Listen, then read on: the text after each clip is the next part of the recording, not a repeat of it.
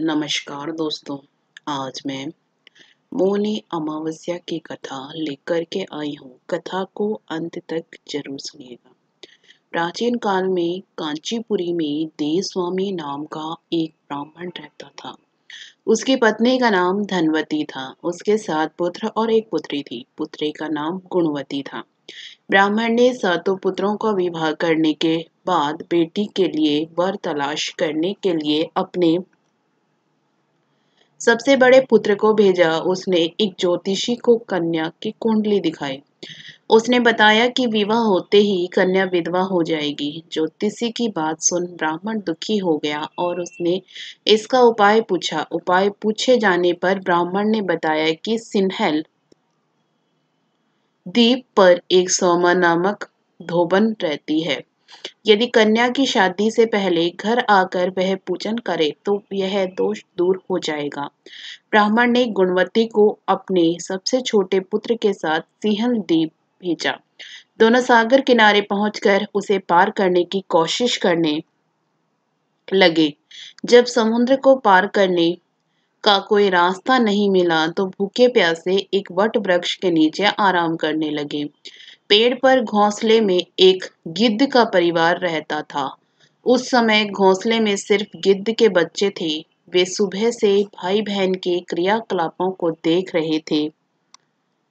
शाम को जब गिद्ध के बच्चों की माँ भोजन लेकर घोंसले में आई तो वे उस भाई बहन की कहानी को बताने लगे। उनकी बात सुनकर गिद्ध की माँ को नीचे बैठे भाई बहन पर काफी दया आई और बच्चों को आश्वासन दिया कि वह उनकी समस्या का समाधान करेगी।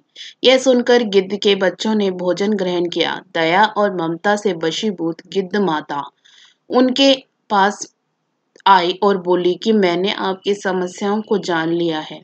इस वन में जो भी फल फूल मिलेगा मैं आपके लिए ले आती हूँ तथा प्रातःकाल मैं आपको सिंहल द्वीप धोबिन के पास पहुंचा दूंगी। अगले दिन सुबह होते ही गिद्ध माता ने दोनों भाई बहनों को समुद्र पार कराकर सिंहल द्वीप सोमा के पास पहुंचा दिया।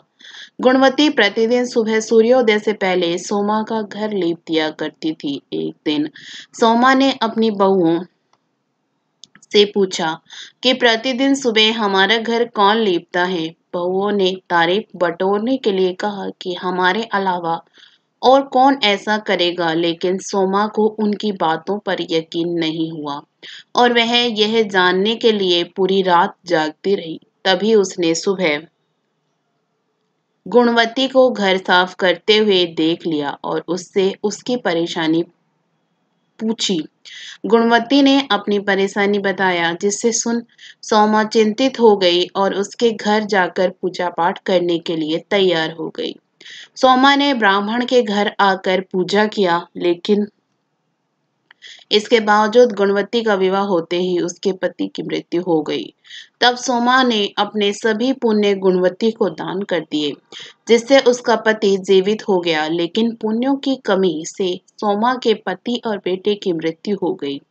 सोमा ने सिंहल द्वीप लौटते हुए रास्ते में पीपल वृक्ष की छाया में विष्णु जी का पूजन कर 108 बार पीपल की परिक्रमा की। इसके पुण्य प्रताप से परिवार के सभी सदस्य जीवित हो उठे।